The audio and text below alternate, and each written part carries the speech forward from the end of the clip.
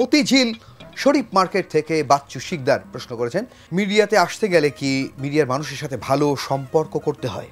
আপনি একটা জব করতেন, সেখান থেকে যে এই যে মিডিয়ায় এসে এতগুলো কাজ করলেন, মূলত এখান থেকে কী কাজ করেছে? আপনার সম্পর্ক নাকি আপনার অভিনয়ের গুণ, যেটা দর্শক আগে জানতো না?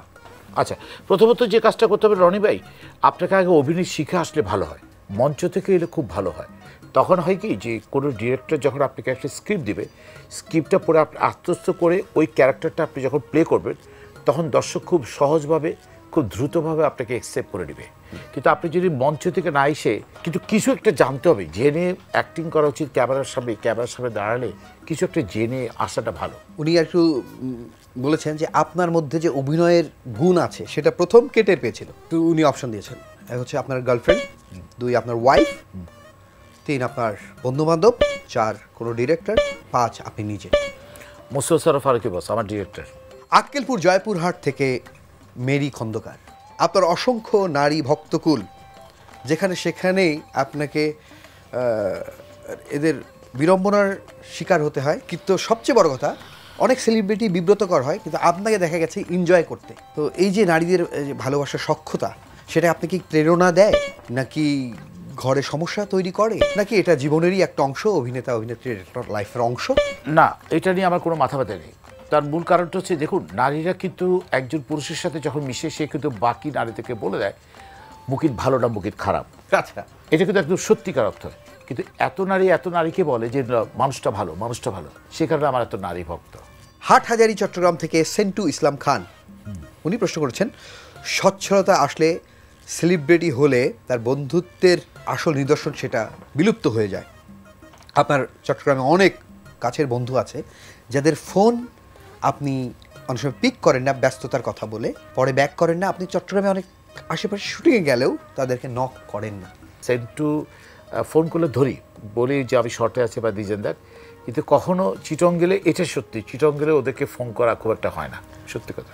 দুলা হাজরা চকরিয়া কক্সবাজার থেকে অনেক ধর প্রশ্ন করেছেন, একসময় আপনার অফিস থেকে কড়াকড়িভাবে নিষেধ ছিল আপনাকে কোনো বিজ্ঞাপন বা নাটকের সেটে যেন না দেখা যায় বা না কাজ করেন। তো এটা নিষেধের কারণ কি ছিল? কারণটা ওইভাবে না বলি, তবে এতটুকু বলবো যে ওরা চাইতেন না আমি যেন নাটক বা বিজ্ঞাপন বা ছবি করি। মানে আপনি কিছু একটা হয়ে যাব, মানে অফিস ফাঁকি দিয়ে তো না, অফিস ফাঁকি না দিয়ে শুক্র শনিবার আমার অফিস ছুটি ছিল, ওই সময় আমি প্রায় 250 ড্রামা করে ফেলেছি। ভাদুন বাজার পুবাইল থেকে গোলাম কিবরিয়া বলেছেন, আমি একজন নতুন অভিনয় শিল্পী, আমি শুটিংয়ের সময় অনেক এনজি শট দেই, যার কারণে আমার অনেক কাজ কমে যাচ্ছে। আপনি কতগুলো এনজি শট দেন শুটিংয়ে? আপনার সবচেয়ে বিব্রতকর পরিস্থিতি কি হয়েছিল? অনেক এনজি শট দিই, এখনও দিই, মাঝে মাঝে হয়ে যায়, নানান কারণে হয়ে যায়। এটা আসলে নিস্তার পাওয়া খুবই দুষ্কর, হয়তো এনজি শট দিই, সরি, সে কারণে ডিরেক্টর ভাইদের কাছে, পাশাপাশি আমার আশেপাশে যেসব শিল্পীরা থাকে তাদের কাছে ক্ষমা চাচ্ছি। আজকের অনুষ্ঠানে তো আপনি কোনো এনজি শট দিলেন না।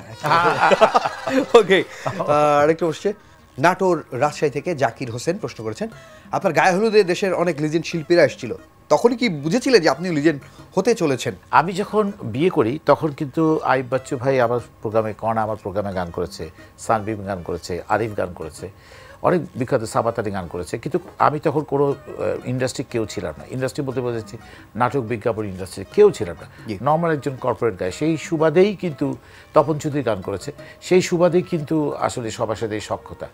আমার আসলে স্টার হয়ে যাওয়া বা সেলিব্রিটি হয়ে তাদের সাথে সখ্যতা হয়নি, তাদের আগে থেকেই আমার সাথে সম্পর্কটা ছিল।